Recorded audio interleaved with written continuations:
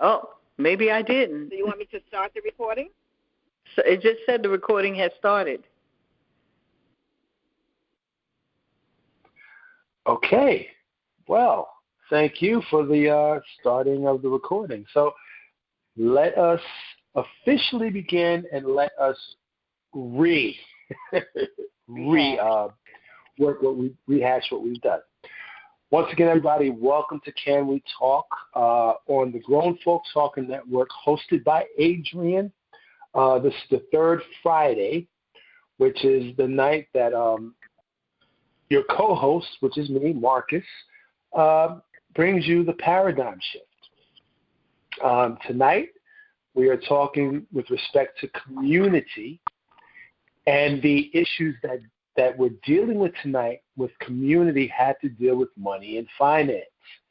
So to those of you who I have contacted and reached out to and who've been very gracious to allow me to, I believe you've got the subject of tonight's talk, which will be money, power, and respect versus wealth, leverage, and control.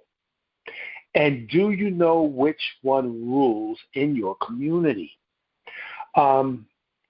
Just to rehash what we've gone over, just in a general conversation prior to this, I was giving a brief about money, power, and respect to start off with. And just giving a brief as to what we have in front of us when it comes to dealing with money, finance. With money,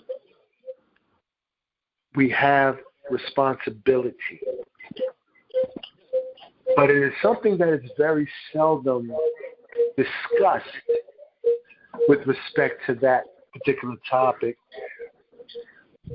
I'm hearing some feedback. Does someone have speakers on in the background?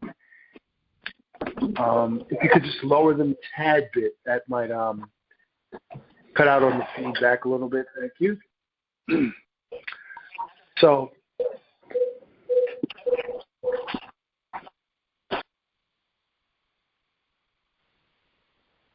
okay, let's try again. All right, I think we're clear. Thank you. Money, power, and respect. As stated before, everyone knows what money is. Everybody knows what we call money. Everybody knows what a dollar is.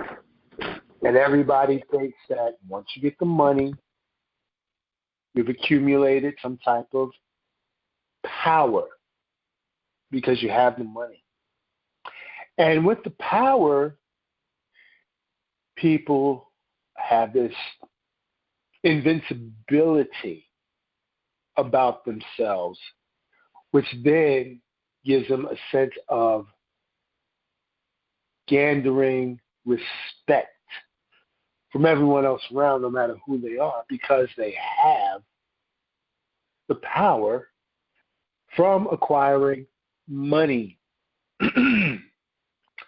But what we have not been privy to is the fact that with money, power, and respect comes responsibility, accountability, and priorities that must be put in place so that these three trifecta don't get out of control and turn around and start controlling the individual who wishes to use them.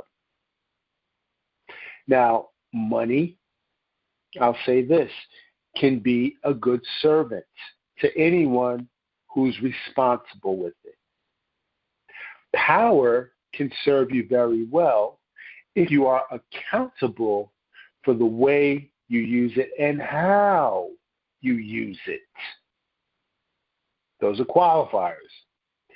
And then respect can be something that can give you high accolades as long as you prioritize. So these three, money, power, and respect, go together as a threefold cord and have been used and will continue to be used in future generations. Now, let's take a look at the flip side of things here. And then we're going to tie this thing up into civics and into community. And this is where it's going to get good. And then we're going to take a brief for some comments and questions. Okay, everybody? All right. So let's take a few more minutes and let's swing this around to the flip side. Wealth, leverage, control. Now, wealth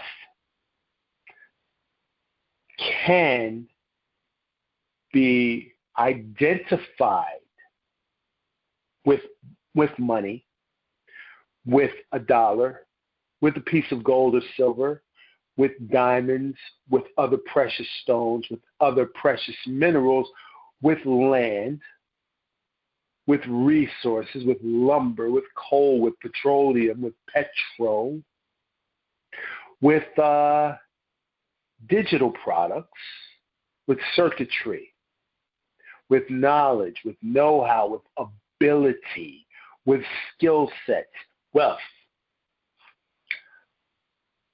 A big plate, a big smorgasbord beyond a dollar. Big difference. Money makes up a fraction of what wealth can be. It can only compare to a small decimal of what wealth can infinitely attract.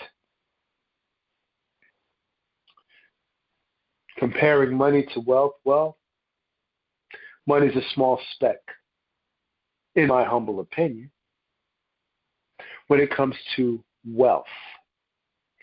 Because wealth encompasses so many different things that can be used, can be traded, can be bartered, can be given value, can be esteemed, can actually give you leverage. Now, leverage is power on steroids to the 10th power. And let's just kind of leave it there. Power is a recognition of the ability to do something, to act in certain instances and in certain situations. However, leverage is the ability to bend and manipulate power. That's far more powerful. Far reaching beyond just brute power. It's kind of like the Incredible Hulk represents power. Green, mean, and all. Wrecking shop. A human war wagon. However, the entire 70% inclusion of water on this power can represent leverage. The Hulk can't do anything with the oceans and the seas complete on this planet that we're on. Just can't. There's power. But leverage overshadows it every time. And leverage allows you to take power and manipulate it to bend to your will in any and all situations. And not only do you bend and manipulate power, but you can also influence by way of suggestion. very influential and very accomplished ways of getting things done. Sometimes leverage doesn't even need to do anything. Sometimes you don't even need to speak because leverage gives you an air, an aura that comes with you when you come into a place and you come into a room. It just is there. It rests upon you like a mantle. And those who see that individual or those individuals come in automatically know there's something different about those people. They don't even have to say anything, but what they have exudes from their pores into the environment and causes a shift in paradigms. And leverage gives you the ultimate, which is not ownership, but control. And if I'm not mistaken, I believe that it was, I want to get this right, I believe it was Nelson Rockefeller. I could be mistaken, and I will stand corrected, who stated, give me control of a nation's wealth, and I don't care who makes the laws. Control. That was Rothschild. Control. Rothschild. Thank you, Sean. Thank you very much. That's right, Rothschild. Give me control of the nation's wealth, and I care not who makes those laws. What do I care? I control what fuels your activity and your behavior, so why should I care? Right. So wealth, leverage, and control, in my opinion, is an ascension. It doesn't operate at a base level. It doesn't make a name for itself. It doesn't garner or covet attention to itself like money, power, and respect. Money, power, and respect usually operates at a level where everybody can see and acknowledge. However, wealth, leverage, and control is usually in the background and usually does not want to be noticed or does not want to be seen. Now, tying this into community, and then we're going to open up the floor for comments, questions, and even some commentaries or examples or other things that you might like to speak about. I want to give this example of how we can tie this in with community, or how I'm going to tie this into community. Now, over the past few weeks, when we've been talking about community paradigm shifts on this particular night, on this channel, on the network,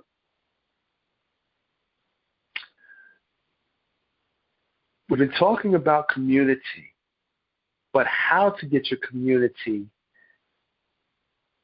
to be more effective and to get things done. We have examples. We do. We have all these co-opted communities, neighborhoods, block associations, even parts of cities co-opted because they got the memo. They did. And starting out, most co-ops, start at what we would call a grassroots level: money, power, respect, money. Money is the fuel that you need, the tool that you need. It's like the key that you put into the ignition. Once you turn that money key that's in the ignition, now you get the power. The power surges through the engine. Now the engine's going, you're ready to go, you're nice and warmed up, everything is all lubricated, everything is working on perfect timing. And you're rolling in that in that vehicle and everybody sees it and their heads turn, which is the respect that you get because everybody's gaze is fixed on you. And that's where it starts. Because what you're doing is you're not using that level as a means to an end, but as a means to another means.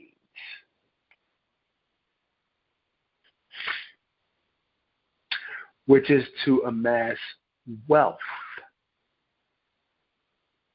Not just money, but wealth. Leverage. Not just power, but leveraging that power. How do you leverage that power now? You got it. What are you going to use it for, and how are you going to bend it to your will? And then control, not just respect, but control. Because you can have all the respect that, can be brought from your status, from what you do, from what's seen of you, from what reputation you have. But control is something that comes with maturity, with priorities, with putting things in order, and understanding how to apply that to situations. Now, some of the biggest issues I think that we have in our communities right now, generally speaking, is a lot of people are dissatisfied. And I think that everybody can agree with that. On some level, with something, everybody's dissatisfied, especially with everything that's going on today.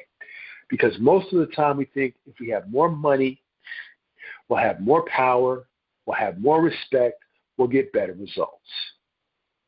Well, we tried that where we go to work, we do our hustles, we even hit the lottery, some of us are professionals at the casinos, we get our money,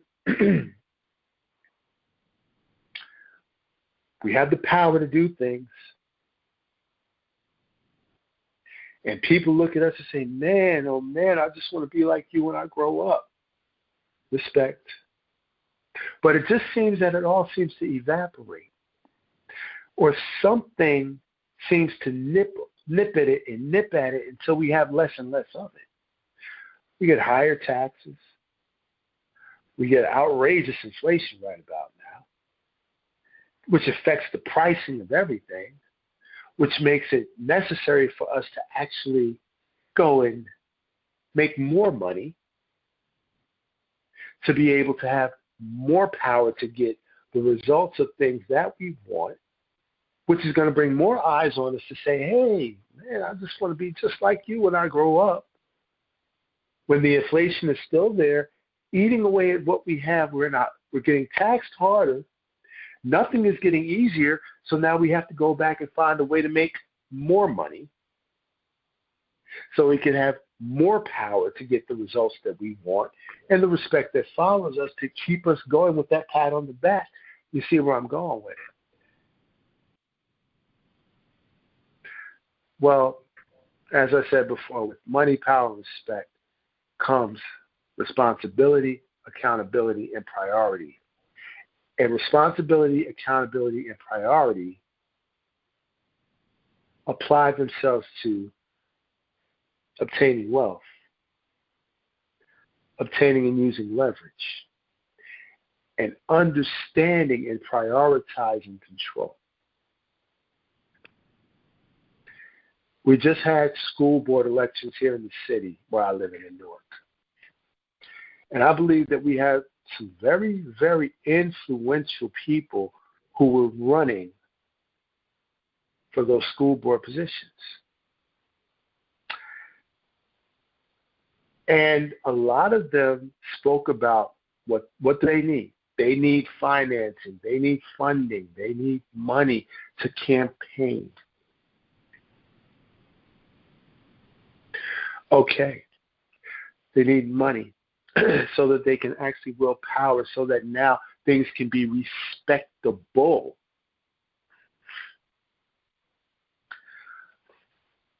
But what if they have to get that money most of it by themselves or go to other benefactors other than the constituents to get it,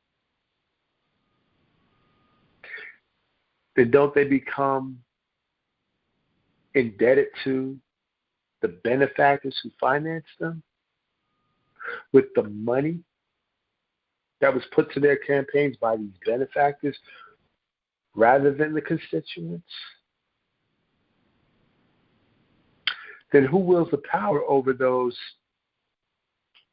officials who were elected for office? Now, I'm not saying one thing or another, but I'm just giving you something to look at.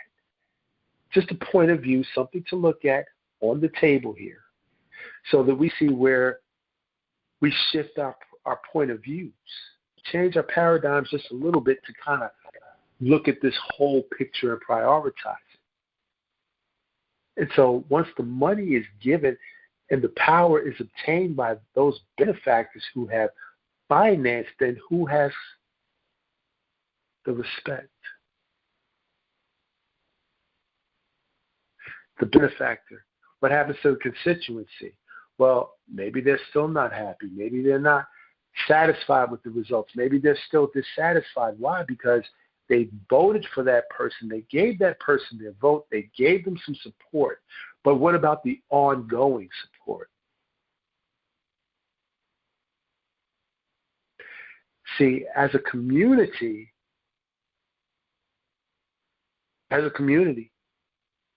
together, we're always stronger. We're always stronger. As individuals, we can be strong, but we're weaker than what we could be as a community.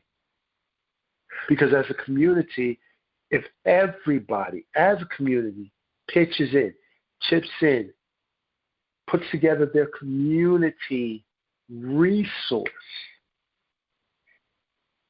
you can amass wealth on a large scale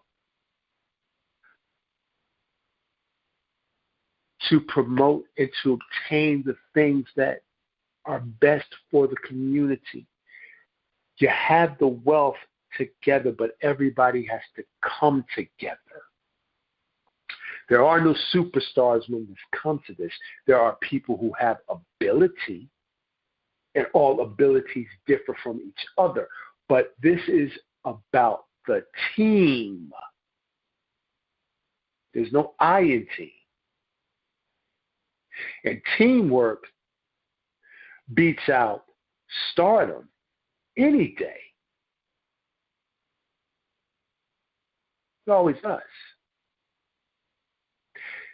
Teamwork builds wealth, whereas individuals, we chase money.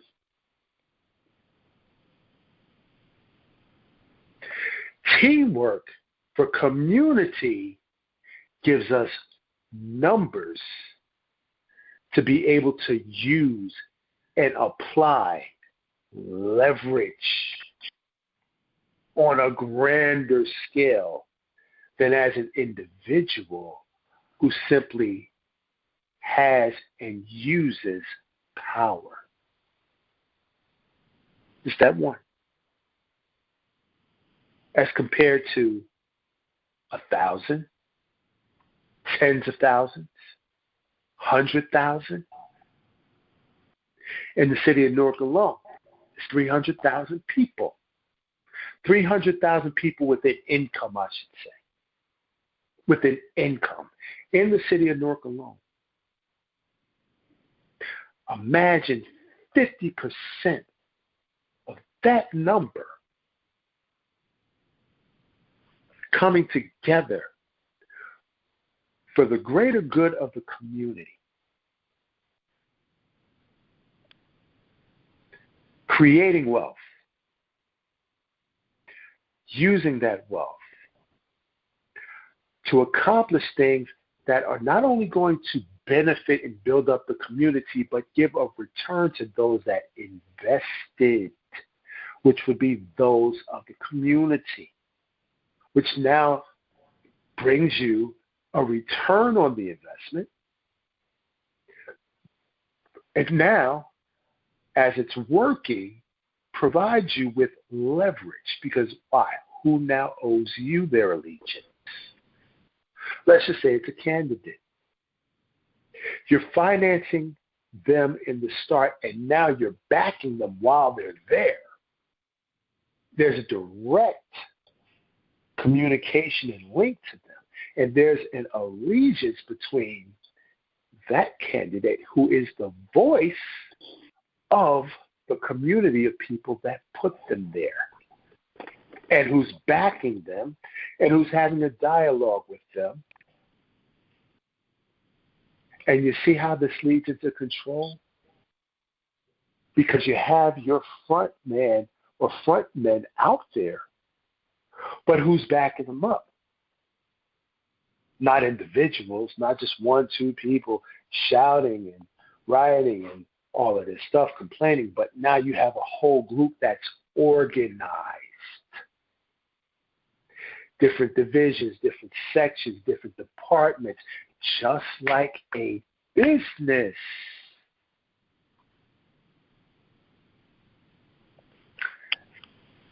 So,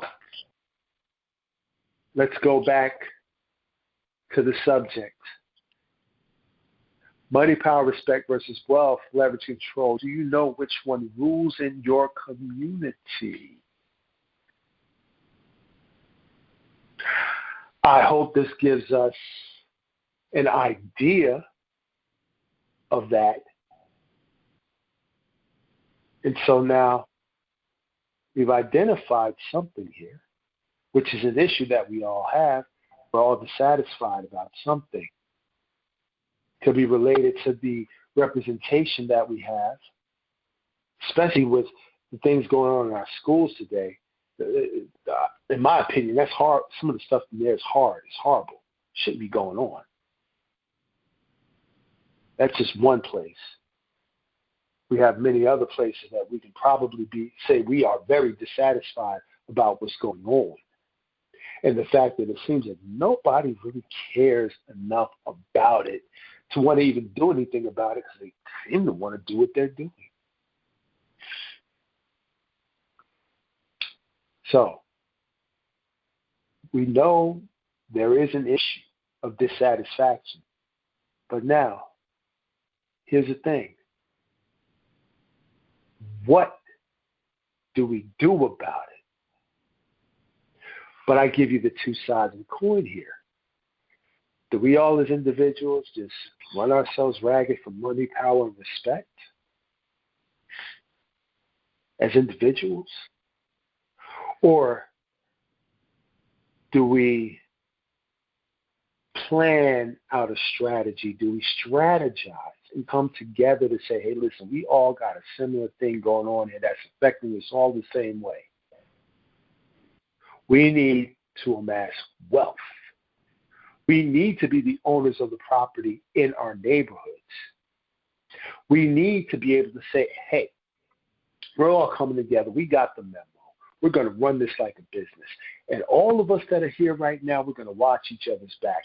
Nobody in this neighborhood right here is ever going to be put out because of something, oh, well, it's a financial issue. It's this, it's that, something stupid. No. We're going to come together. We're going to be concerned about each other. We're going to have each other's back. Period. And if you come against one of us, you're going to deal with all of us. They ain't got room for all of us. They know that. They're hoping that we act like we don't know that. And so once we figure out what we're going to do about it, final thing, how are we going to do what we need to do? How are we going to do it? How are we going to get it done? And with that, my friends here, I want to open up this dialogue and discussion for the members of the boardroom. And remember, the members of the boardroom is anybody who chimes in with a comment, with a question, or even with an option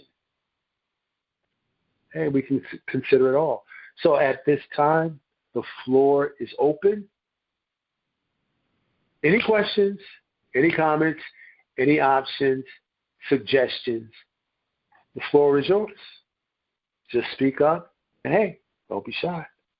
Don't be shy. Okay, I have a comment and a question. You're absolutely right. The solution is for people in an area to come together as a community. The area can be a building, it can be a block, it can be a community, it can be 5 blocks, and come together and form an association. And I've shared several times that that's what I grew up in. We had a community association that consisted of about 4 blocks. And we came together for when there's issues, when there's problems, in dealing with the politicians, things that I'm saying we, but I was like 8 years old at the time, so I wasn't included in this, but I was at the meetings. And my parents were leaders in the community. They were the ones that people would come to and say, well, what do you think about this?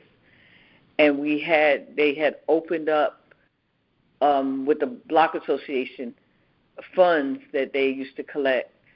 They had opened up there was a store that was at the corner of Linden Boulevard, and they took over that store and made it a Democratic club. And it was a club for the adults, and we had after-school programs there for the kids and stuff. And it worked because everybody worked together. Nobody was like, I'm the boss. And we have, up until about 4 years ago, we had 2 senators from our neighborhood that we pushed through, and the only reason why I said up until 3 years ago because Senator Towns passed away. But Senator Lloyd Mapp is still there. So I look at that, and I'm proud of the community I grew up in, but we had all kinds of things. We had the Scouts, Girl Scouts and Boy Scouts, and we've done, we had a community center, that was run by people who lived in the community. They would hire them, Department of Recreation, through the Department of Recreation. So these people had jobs, and, we had workshops and all kinds of things there. And it ran pretty good. And in my mind, communities have gone downhill since they started having people moving in that are not community-minded people. Let's get together for this. No, y'all go ahead. I don't need to be a part of that. I was asking a couple of years ago because my brother still hangs out in that neighborhood where we grew up. I said, do they still have block parties? Oh, but I said, they haven't had a block party in almost a decade, and things like that. Those things kept the community together because we were all a family, we call it a community now, but back then we were all a family. We would consider ourselves cousins and stuff, but we weren't blood related. So I'm trying to, I think one of the basis of it, I was just talking to my pastor today about it, and I said, this has been in my spirit since we started this paradigm shift conversation, and it's been heavy in my spirit. We need to go back to community, meaning people not just living together, but getting along and working together. And a lot of times the church was the head of it. The church was where we met. The church is where we had our fellowships, and the church was the basis of this community and holding the community together. And I said, I missed it, and I'm an adult, so can you imagine how the young people feel about being, for lack of a better word, disenfranchised? They're not included in anything. So, that we need to start pushing that again, pushing that whole concept of community. Okay, I agree. Somebody want to add to that? Somebody want to comment on a different aspect? Adrienne. So Yes, you have the floor. thank you. What I putting it all together, one of the things I came up with was crossing the street and crossing the lines, because what you're speaking about is community, and sometimes politically people get parties confused in the middle of community, unification, support, crossing the street and crossing the lines to get the jobs done. I thought that was kind of cute. Yes, you're exactly right. Crossing the lines and crossing the streets. Basically blending, I guess, if that's a way to put it, and integrating. I would offer this too, to both of what both of you have said. I would offer this as maybe as an example, or maybe something to look at. Right now, let's just say everybody right now is very dissatisfied with the price of food everywhere. And nobody could be more dissatisfied than the people who have to go to these stores or have your food delivered, and you buy 10 items and you're paying $100 or more for 10 things in your cart. And I know that's true in my case. I go to the supermarket, I don't even buy meat. And I'm spending over $100, $150. I got like 12, 13 items in my cart, and I'm like, wow. Okay, that's a far cry from what I grew up with. But where we yell the loudest is we seem to yell the loudest at the politicians. We go there, we tell them we're dissatisfied, blah, blah, blah, blah, blah. And I believe, if I may, what you say is correct. A lot of times we get community and politics confused with each other, because there is a private sector and then there's a public. And those things usually don't mix, really don't mix them. But sometimes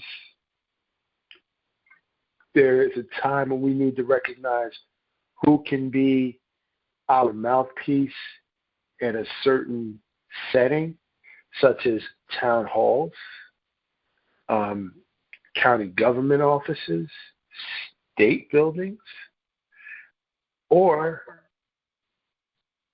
when we need to come together as a community of people and we need to take action in a certain way.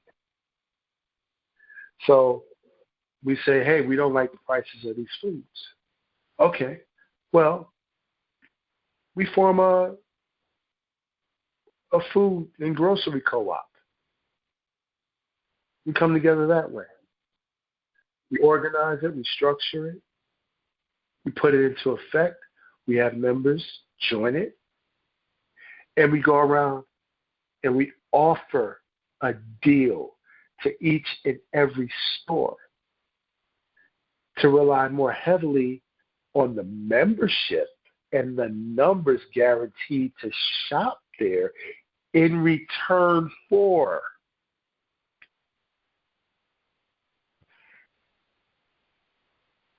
just one example.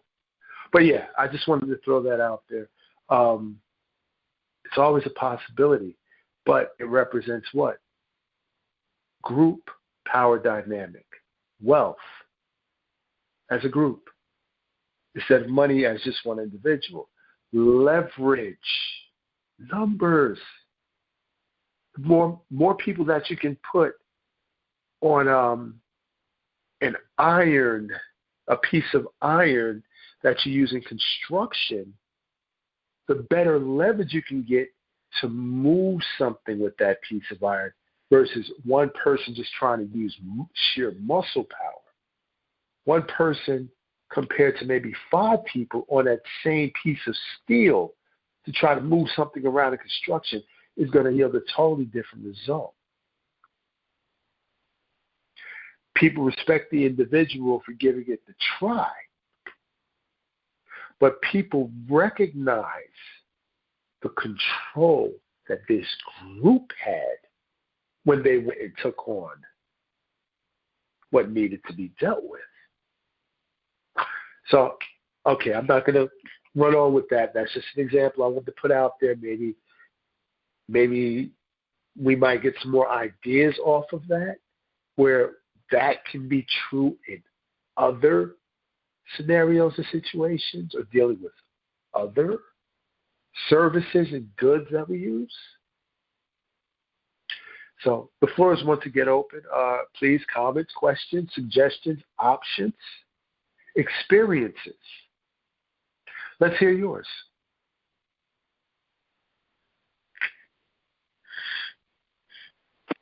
I think that you gave a very good example with the idea of doing the co-op.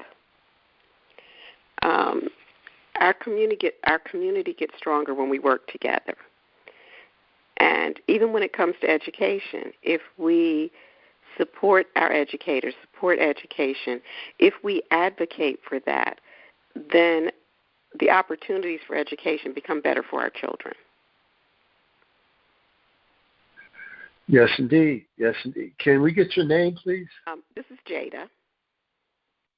Hi, Jada. Yeah. How are you? I am well. Several of the churches here, I'm in Charlotte, have food banks. And one of them is starting a community garden. And that is a way for us to get good, nutritious food in our communities, plus the fact that you need to know how to grow things. You need to know how to fix things. You need to know how to eat healthy. Mm-hmm. And we have a generation that doesn't know that, and their children don't know it. They've never planted anything. They've never seen anything growing. They don't get access to fresh fruits and vegetables.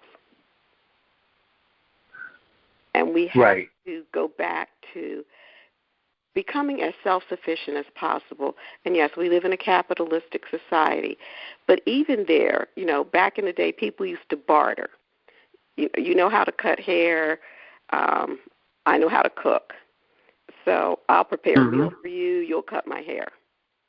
And whether it was sewing, any of those things, making things, we used to have the ability to construct things, to deconstruct and reconstruct. I can remember guys in the neighborhood like taking old bikes apart and then building another bike.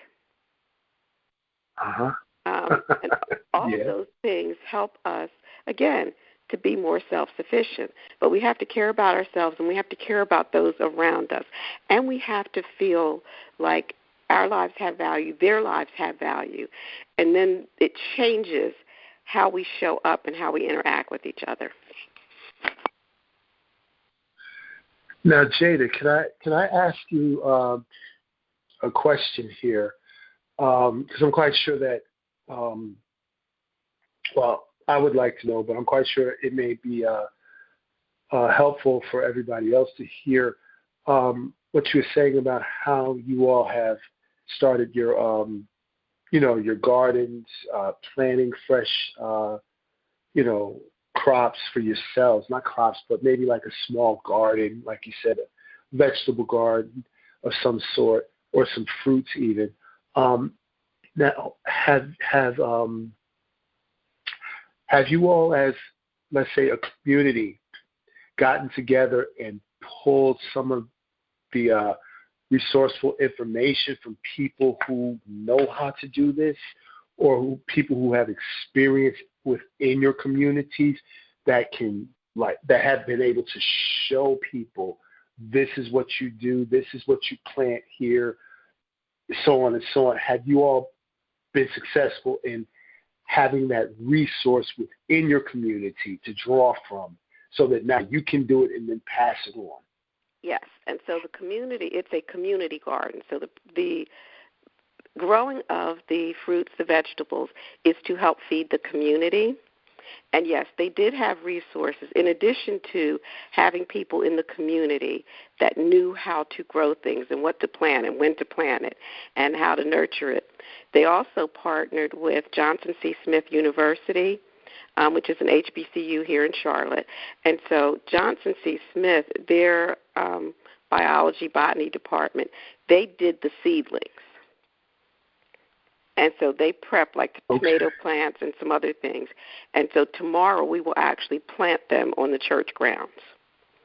And so to your point, having resources in the community, talking to someone, knowing somebody who says, this is what you do with tomatoes and this is why you do it. Those kinds of resources. And our elders have that knowledge, but we aren't having those kinds of conversations. We aren't showing up and saying, teach me what you know, because I need to learn and I'm willing to learn.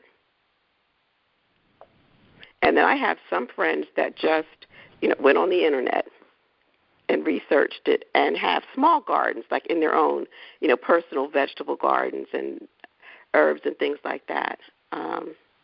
But between the price being high, and what about the grocery stores that close? There was a small town in South Carolina where the grocery store just closed. And so the options for that community was either, Family Dollar or having access to transportation to drive, 6 miles to the closest grocery store. And that can happen anywhere. Right. Sometimes people think that because they're in a major city that they will always have access to things. There are major cities in America that don't even have access to clean water. Remember the whole Michigan thing? That's right. And if it can happen in Michigan, please be clear. It can happen in Newark. It can happen in New York. It can happen in Philly. Yes. Okay. Well, I appreciate that. That's what this hour is about, shifting the paradigm, and it's very very refreshing to hear what you put out, because that's exactly what paradigm shifting is about with respect to what we have now. It's not to say that we have to be reliant on something like, okay, the grocery store, if they don't close, what are we going to do? No, we have knowledge which is amassed in a wealth of people around us. Once we have that knowledge, that wealth of knowledge, now we can leverage that wealth of knowledge to do what? To make sure that we're self-sufficient, and that at least, if we got potatoes, onions, tomatoes, celery, beans and stuff, hey, at least we got that. And then we have control more so of our own environment and existence than somebody else who says, okay, we don't have no more supply lines to supply you anymore because, oops, we broke the bridges. Oh, did I say that? I'm sorry. But we can say, okay, well, we got it right here. Yeah, we partnered with X, Y. Yeah, we're good. We're good. Thank you, but no thanks. We're good. So I appreciate that, and I'm glad that you all are doing it. And if possible, I want to put this out here for everybody who's with us this evening, and for those who'll be listening to the replay. Right now, I'm in the midst of constructing an organization, but it's not your conventional type of organization. It's more of a living repository, similar to a directory. And if you would like to discuss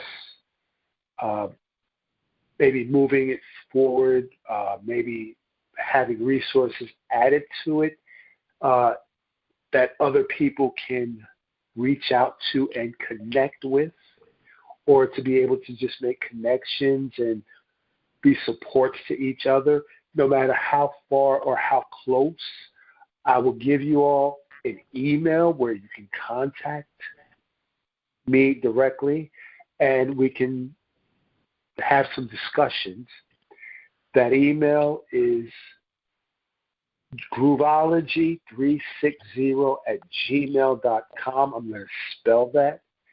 It's G like George, R like Robert, double O, B like violin, O like Oscar, L like Lima, O like Oscar, G like George, Y like yellow, and the numbers 360@gmail.com.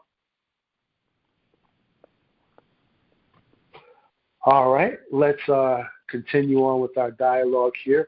Also, at this time, before we go any further, please go ahead, Adrienne. No, I was going to share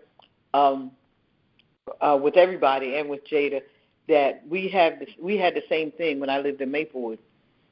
We had a community garden, and 2 or 3 times a year, and one of my friends and her husband, they on that team. They call it a team. They got a team of people that grow things, and they would bring me fresh carrots, fresh kale.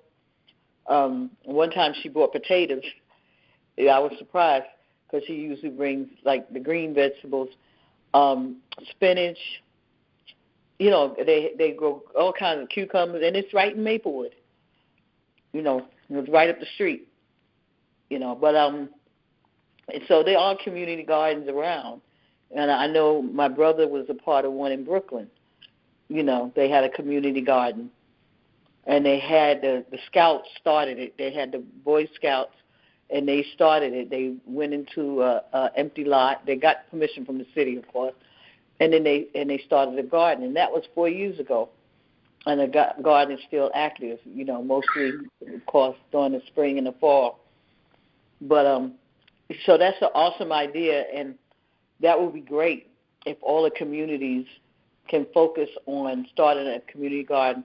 And like she said, the schools, I know the one that was started here, people came from Rutgers and helped them to get it started. But, you find a school or education place where they teach agriculture and get some volunteers to have them come out to your community, find a spot, and get the okay from the city.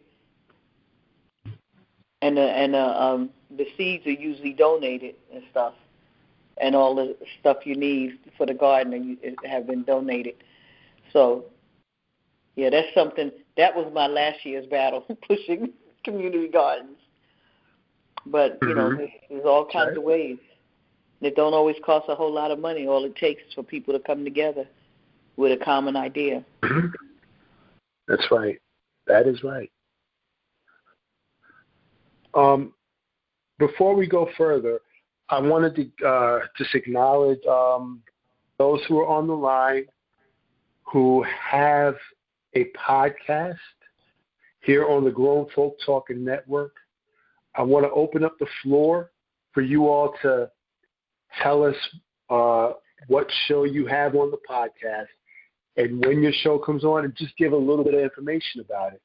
So at this time, those who are on the line who have a podcast on the network, would you please tell us what show you have, when it comes on, and a little bit about your show?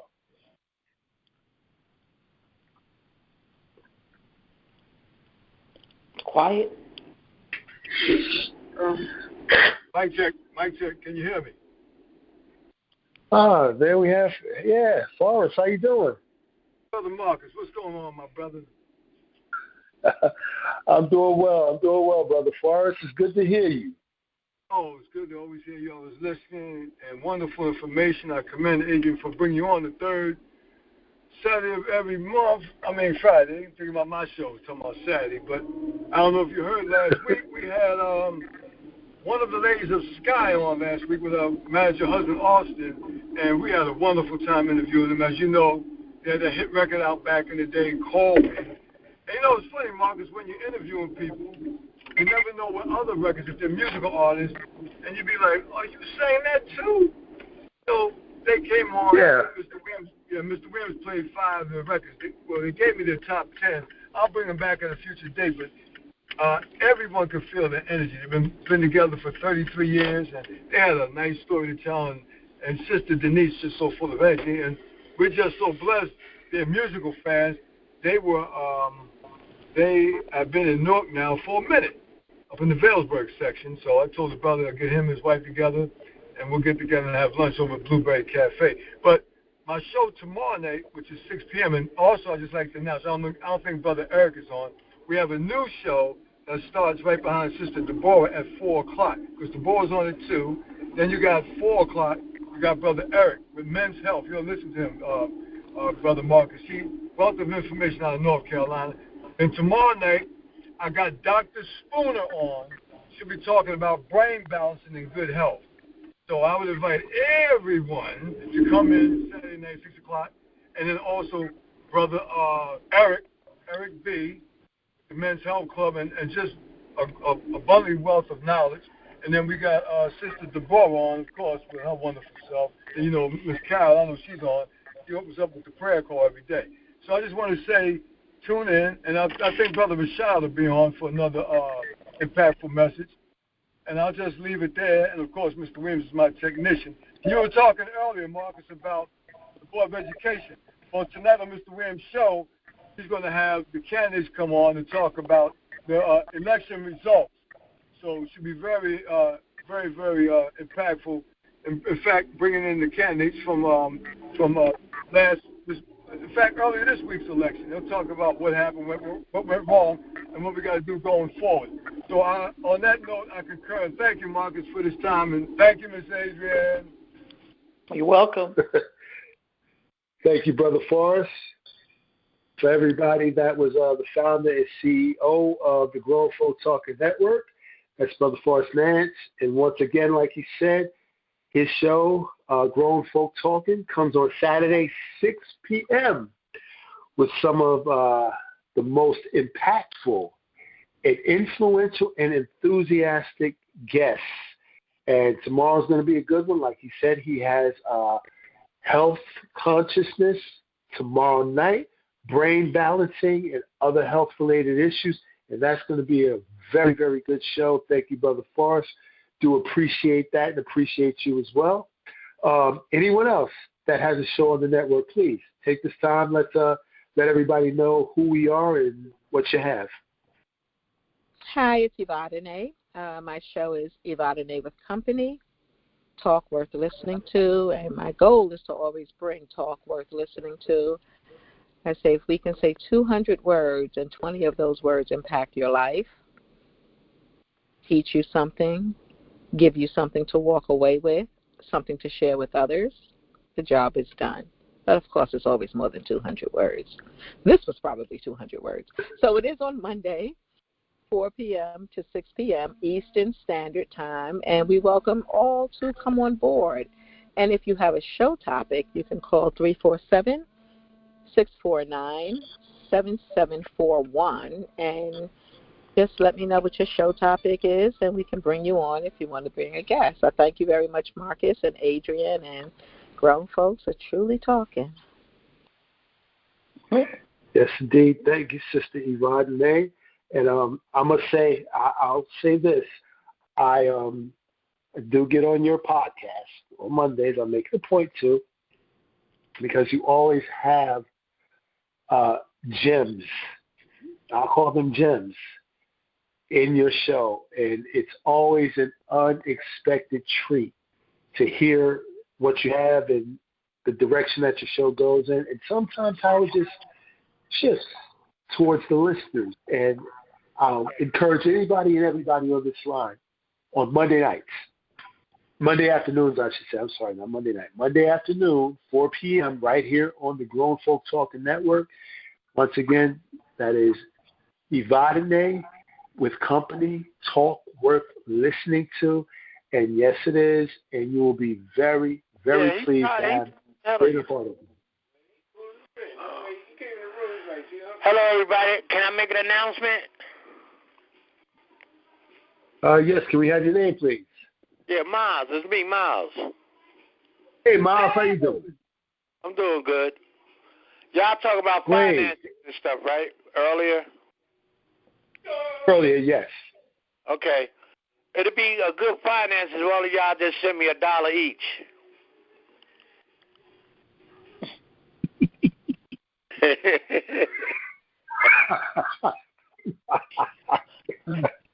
Hey, you know how that goes. Since that was so you got to start somewhere. No, you got to start somewhere. Yeah. And when it get here, I can wave that to my friend and say, see, 5 people love me out there. We all love you, Miles. We all love you. We love you, Miles. That ain't what girl was. I know that voice. Forever loving somebody. Good to hear you. Good to hear you. Good to hear you. That's how we do. Yes, Miles. Yes, Miles. It's good to hear you, brother. I'm glad you're doing better. I hope you're feeling well, brother. I can't wait to get up off these legs and start my program next week. Because that's the only thing. All right. Yeah, because my legs is weak because I've been laying down so long. Reframe. Your legs are getting better every day in every way. That's where I all of y'all. Yes, indeed. Yes, indeed, Miles. Hey, we rooting for you, brother. We pulling for you, man, and we got your back, man. We got our support. I really feel it, man. Yes, indeed. Yes, indeed, brother. It feels good, though. Yes, indeed. All right. It's good to hear you, man. I'm glad you're on, brother. I appreciate it. All right. And we'll see what we can do about that. Man, we got you. We'll support you, bro. You know that. I know that.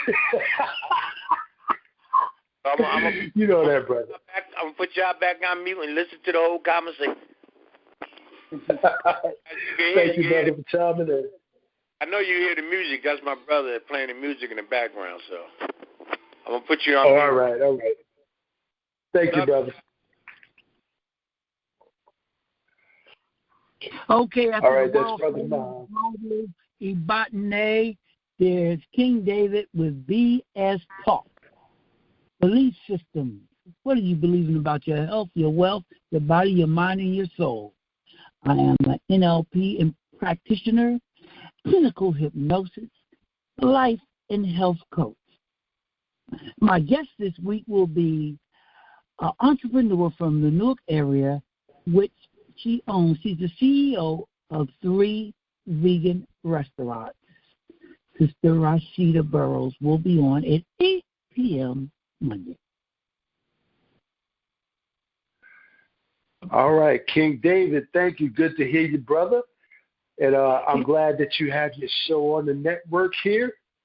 We're glad to have you. And I hear that your show, bro, has already made an impact on some people. So I appreciate you. I appreciate you coming on and letting us know what your show is. And thank you for tuning in tonight on Can We Talk. And much love to you. Peace and blessings. And we look forward to your show this coming Monday. I believe it's at 8 p.m. 8 p.m., correct? On Monday night. Yes. All right. Right here on the Grown Folk Talking Network, everybody. Yes. Forrest just mentioned brain balancing. I just was doing the brain balancing session over at the Zucchini Bar about an hour ago. Okay. Well, we'll have to get more into that brain balancing. I don't know much about that, but I'm anxious to hear. So tomorrow night, when we get into it on Forrest's podcast, Quite sure I have a question or two. All right. Is there anybody else on that has a show on the network that would like to announce their show? Hi, this is Jada again, and I have a show on Tuesdays from 6 to 7, and it's called Grace Space. And we take a holistic approach to health and healing, mentally, physically, spiritually, and emotionally. And this Tuesday, we're going to have a guest who is on TikTok, and she shares her comedic view of life. And so I'd love for you guys to dial in. So it's Tuesday from 6 to 7. Thank you, Jada. Okay, we look forward to that. Right here on the Grown Folk Talking Network, Tuesdays, 6 p.m. to 7 p.m., Grace Space with Jada. I have tuned in myself, and I absolutely love being a part of that forum. Always a pleasure to tune in to hear you. And is there anyone else, before we get ready to sum up, is there anyone else that has a show or anyone else that would just like to say hello? It's just maybe, you're here listening, you just want to say hey to everybody? That's perfectly fine, too.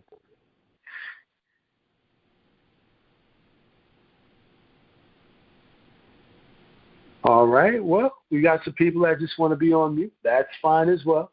Maybe next time we'll get you to speak up. But as it stands right now, I think it's almost about time for us to close this window. I'm going to check that now. Oh, yes.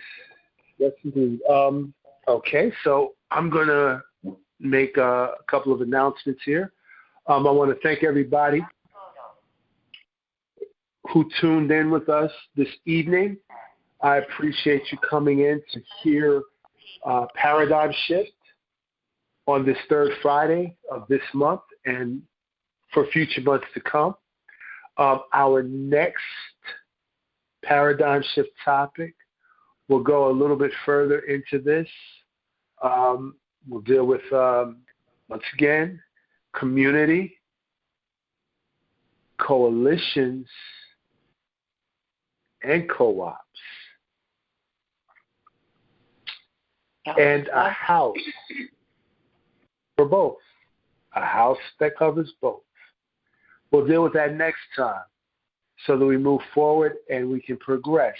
Now, directly following Can We Talk on the Grown Folk Talking Network at 8 p.m. tonight, please tune in for Dr. Sanford Williams, historian, former teacher in the Newark Public School System at Weequahic High School, my old stomping grounds. I used to live on Wainwright Street between Lawrence and Chancellor. A very, very accomplished and educated man, and his show is Combating Systemic Racism Through Education. And you will absolutely love his platform. He's a very, very accomplished educator. He has a wealth of knowledge, information, resources, and guests that come on his show. As a matter of fact, this evening, as Brother Forrest mentioned, he's going to be bringing back the candidates who made the run for the Newark Public Education Board. And we're going to hear the results of that and some other information as well. So please tune in for that at 8 p.m. And for tomorrow's lineup, starting at 7 a.m., we have Sister Carol Lucille. She has her prayer call Monday through Sunday, starting at 7 a.m. All are welcome to join in. You can leave prayer requests. You can come in for worship. You can come in for meditation, or you can just come in and just soak it all in the good vibes in silence if you would like. But that's every morning beginning at 7 a.m. here on the Grown Folk Talking Network, same number you called in on. Then tomorrow at 2 p.m., we have Sister Deborah with Let's Talk About It. very good interactive show where she brings on different guests and she has different topics. I'm quite sure if you join in at 2 p.m., it will definitely brighten up your afternoon. Then at 4 p.m., we have Brother Eric on with his Health Corner for men's health. And I encourage everybody, men and women alike, please come in and support him. He's new to the Grown Folk Talking Network family. Let's get behind him. Let's support him. Let's show him some support. And let's listen to what resources he's going to be giving us on tomorrow. 6 p.m., we have our CEO, Forrest Nance, with Grown Folk Talking at 6 p.m., and he's going to have a dynamic show tomorrow, brain balancing and other health issues that can help to improve our way of living. Please come in tomorrow. That will be from 6 to 8. And then at 8:30 p.m., I believe this is for Sister Sharon Tatum tomorrow with her Health Corner at 8:30 p.m. So please stick around for those shows as well. And this is the final minute for our corner here on Can We Talk with Adrienne every Friday, 6 to 7:30 p.m. I'm your co-host, Marcus, every third Friday. I appreciate you all tuning in. If there are no other questions, no other comments, and no other people just wanting to say hello, we'll get ready to sum it up. I'd like to mention that for those who are listening on YouTube to our rebroadcast, Grown Folk Talk and Express Yourself YouTube, also grownfolktalking.com. You can go and get the entire show lineup. You can call 520-525-8633, 24 hours a day, 7 days a week, and find a show that suits your fancy and come and stay. Thank you. Thank you, Adrienne. And thank you, Marcus. It was an interesting show as usual. And I want to encourage people to come on Fridays. We start at 6 o'clock. A lot of people come in a little later, and I know things are probably going on at 6 o'clock. So if you can remember or set your timer like I do to remind you at 6 o'clock, come on to Can We Talk with Adrienne. I'm trying to make the shows more exciting, and Marcus on the third Fridays is always very interesting and very stimulating. And thank you again, Marcus, for what you're doing and how you're doing, and for caring enough about the community to want to come on and do this spot every third Friday. And I hope everybody have a wonderful rest of the day, a wonderful rest of the week, and don't forget the other podcast that Marcus has mentioned. Thank you all for coming. Your last.